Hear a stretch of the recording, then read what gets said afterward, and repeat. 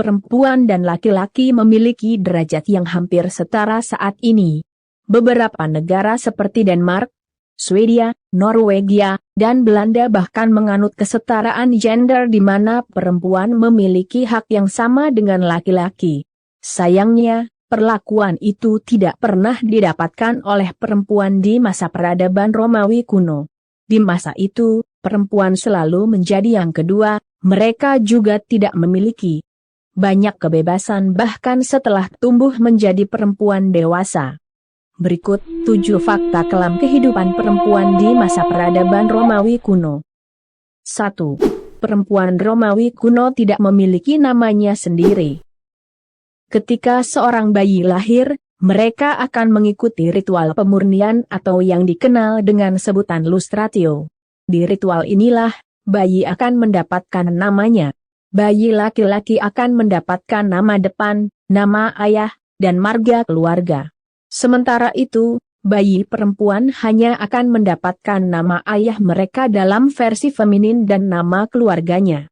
Ketika perempuan menikah, maka nama suaminya akan ditambahkan di belakang namanya. Jadi, artinya kaum Hawa di zaman Romawi kuno bahkan tak memiliki namanya sendiri. 2. Pernikahan dini menjadi sesuatu yang wajar. Saat ini, kebanyakan perempuan akan menikah di atas usia 25 tahun, bahkan ada pula yang lewat dari 30 tahun, berbeda 180 derajat, perempuan Romawi kuno dianggap sudah dewasa saat usianya baru 12 tahun. Ketika itu terjadi, seorang ayah akan mencarikan calon suami untuk putrinya.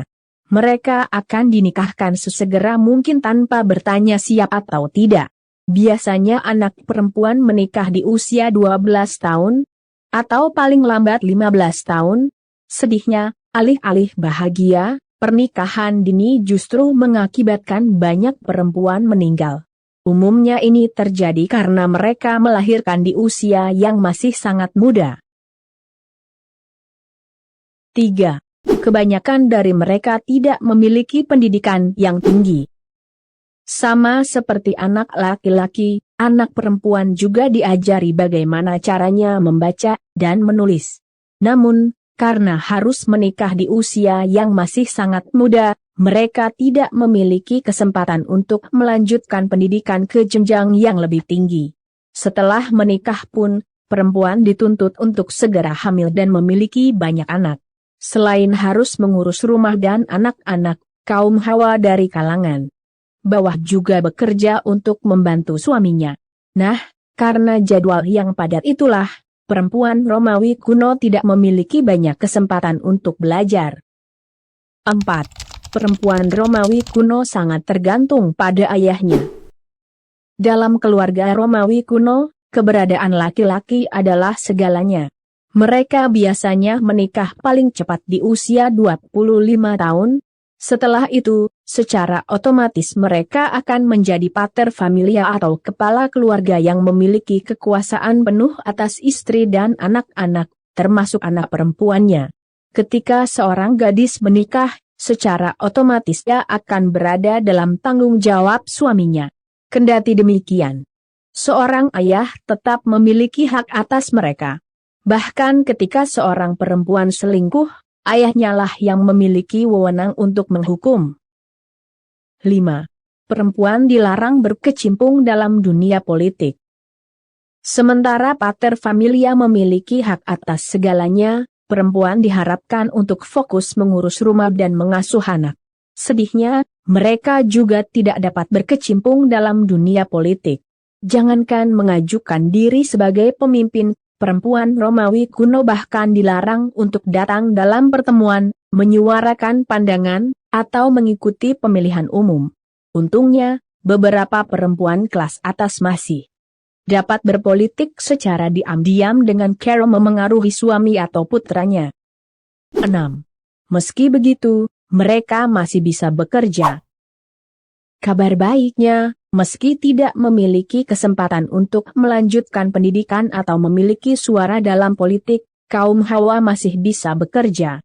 Perempuan yang bekerja kebanyakan berasal dari kalangan menengah ke bawah. mereka akan menjadi petani, pedagang, bidan, atau penari untuk membantu suaminya dalam memenuhi kebutuhan sehari-hari. 7. Ketika bercerai, seluruh hak asuh anak akan jatuh ke tangan laki-laki. Perceraian bukanlah sesuatu yang sulit dilakukan di peradaban Romawi kuno. Ketika salah satu orang merasa tidak bahagia, mereka bisa meminta cerai pada pasangannya. Saat pasangan setuju, maka keduanya akan resmi bercerai saat itu juga. Sisi buruknya adalah perempuan akan kehilangan hak asuh atas anak-anaknya. Namun, mereka masih bisa mengasuh jika mendapatkan izin dari si mantan suami. Meski tidak semua negara menganut kesetaraan gender, setidaknya kampanye akan pemenuhan hak-hak perempuan terus digaungkan saat ini. Untungnya, hukum yang berlaku di zaman Romawi kuno sudah tak diterapkan lagi sekarang. Bagaimana, apakah video ini membantu? Kalau iya, silakan like dan share video ini. Jika kalian belum subscribe channel ini, silakan di-subscribe terlebih dahulu.